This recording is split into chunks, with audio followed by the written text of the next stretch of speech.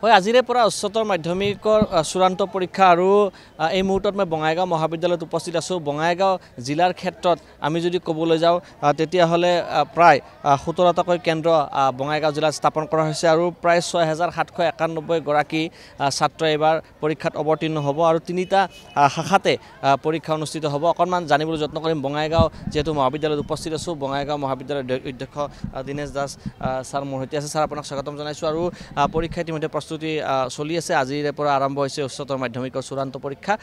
কি ধৰণৰ প্ৰস্তুতি চলিছে আৰু কি আপোনাৰ নিৰ্দেশনা আছে এইবেলি পৰীক্ষাৰ ক্ষেত্ৰত?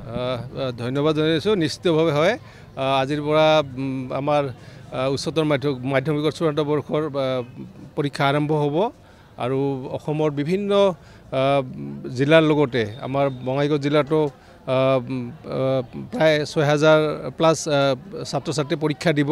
গতিকে আমাৰ মহাবিদ্যালয়তো 688 গৰাকী ছাত্ৰ ছাত্ৰী পৰীক্ষা দিব। গতিকে আমি যি অসম চৰকাৰৰ যি উচ্চতৰ মাধ্যমিক বিদ্যালয়ৰ যি নিৰ্দেশনা, সেই নিৰ্দেশনা মানি আমি এই পৰীক্ষাত পাতিবলৈ গৈ আছোঁ। গতিকে মোৰ ফালৰ পৰা মই সমূহ ছাত্ৰ ছাত্ৰীক মহাবিদ্যালয়ৰ তৰফৰ পৰা মই ধন্যবাদ জনাইছোঁ, শুভেচ্ছা জনাইছোঁ, যাতে নিয়মানুৱৰ্তিতা বৰ্তাই যাতে পৰীক্ষাত অৱতীৰ্ণ হয়। আৰু ইতিমধ্যে আমি সকলোৱে জানোৱে পৰীক্ষা বুলি ক'লে কেনেকুৱা এটা, আৰু বিশেষ কৰি আমাৰ মেট্ৰিক হায়াৰ ছেকেণ্ডেৰী এনেকুৱা এটা শংকা হয় এনেকুৱা, আৰু সকলোৱে এটা আৱেগ অনুভূতি জড়িত হৈ আছে এই পৰীক্ষা দুটাত। গতিকে মই অভিভাৱকসকলকো যাতে সকলো ছাত্ৰ ছাত্ৰীকে এটা শুভেচ্ছামূলক যাতে বাৰ্তা দিয়ে, যাতে পৰীক্ষাত ভালকৈ অৱতীৰ্ণ হয় আৰু যাতে আমাৰ বঙাইগাঁও জিলাৰ যাতে এটা সুনাম কঢ়িয়াই লৈ আহিব পাৰে, তাৰ কাৰণে মই সকলো ছাত্ৰ ছাত্ৰীক মই ধন্যবাদ জনাইছোঁ। ব্যৱস্থাপনা কি আছে? আমি দেখিছোঁ বহু সামগ্ৰী আপোনাৰ ভিতৰত প্ৰৱেশ কৰিব নোৱাৰে। কি সামগ্ৰী নিব নোৱাৰে ছাত্ৰ ছাত্ৰীসকলে? কি ধৰণে?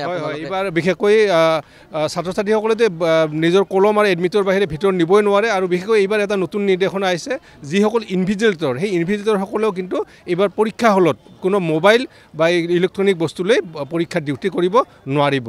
আৰু আমাৰ যি আমি গেটতে আমাৰ ইতিমধ্যে আমি সেইকাৰণে আমি ইয়াত পহৰাদাৰী ৰাখিছোঁ, ইয়াত যাতে কোনোৱে একো বস্তু যাতে ভিতৰত প্ৰৱেশ কৰিব নোৱাৰে।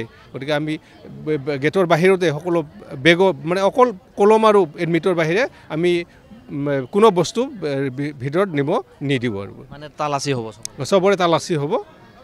ইয়াত দেখিবলৈ পাইছে দীনেশ দাস ছাৰ আৰু তেখেত বঙাইগাঁও মহাবিদ্যালয়ৰ অধ্যক্ষ, আৰু দেখিবলৈ পাইছে ছাত্ৰ ছাত্ৰীসকলে ইতিমধ্যে অহা আৰম্ভ কৰিছে আৰু কেইটামান মুহূৰ্তৰ পিছতে আপোনাৰ পৰীক্ষা অনুষ্ঠিত হ'ব। আৰু ইয়াত স্পষ্টভাৱে এখন জাননী ইয়াত আঁৰি দিয়া হৈছে আৰু জাননীত স্পষ্টভাৱে ইয়াত লিখা হৈছে মোবাইল ফোন, আপোনাৰ স্মাৰ্ট ফোনকে ধৰি বিভিন্ন ধৰণৰ আপোনাৰ যিসমূহ ইলেক্ট্ৰনিক ডিভাইচ আছে, সেই ইলেক্ট্ৰনিক ডিভাইচসমূহ ভিতৰত প্ৰৱেশ কৰিব নোৱাৰে। অৰ্থাৎ মাত্ৰ কলম আৰু আপোনাৰ যিখন অৰিজিনেল এডমিট কাৰ্ড আছে সেইখনে ভিতৰলৈ নিব পাৰিব। আৰু ইয়াত দেখিবলৈ পাইছে এইটো পৰীক্ষা কেন্দ্ৰত, বঙাইগাঁও মহাবিদ্যালয়ৰ পৰীক্ষা কেন্দ্ৰত আপোনাৰ আৰক্ষীৰ নিৰাপত্তাৰ ব্যৱস্থা তেখেতসকলে ৰাখিছে। আৰু যিসমূহ ছাত্ৰ ছাত্ৰীয়ে পৰীক্ষা দিবৰ বাবে আহিছে তেখেতসকলৰ নাম নম্বৰসমূহ ইয়াতে চাব পাৰিব। আহিছোঁ যদি দেখুৱাই, ইয়াত দেখিবলৈ পাইছে প্ৰতিগৰাকী ছাত্ৰ ছাত্ৰীয়ে এই ধৰণে নাম আৰু নম্বৰ চাই পেলাই তেখেতসকলে পৰীক্ষাৰ বাবে সাজু হৈছে। পৰীক্ষা আছে নেকি? আছে।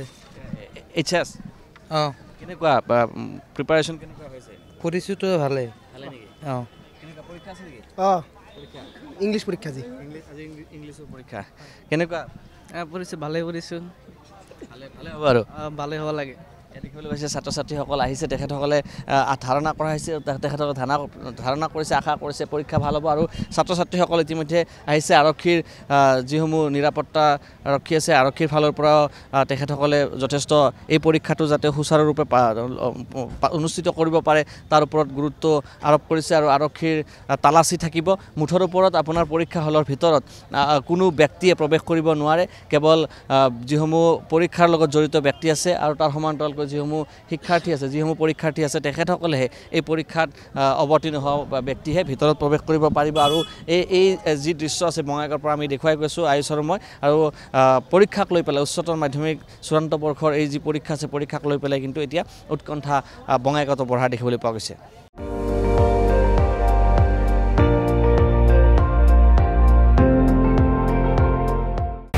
আপুনি চাই আছে ND24, সৰ্বশ্ৰেষ্ঠ নহয় সৰ্বোত্তমৰ দৌৰ।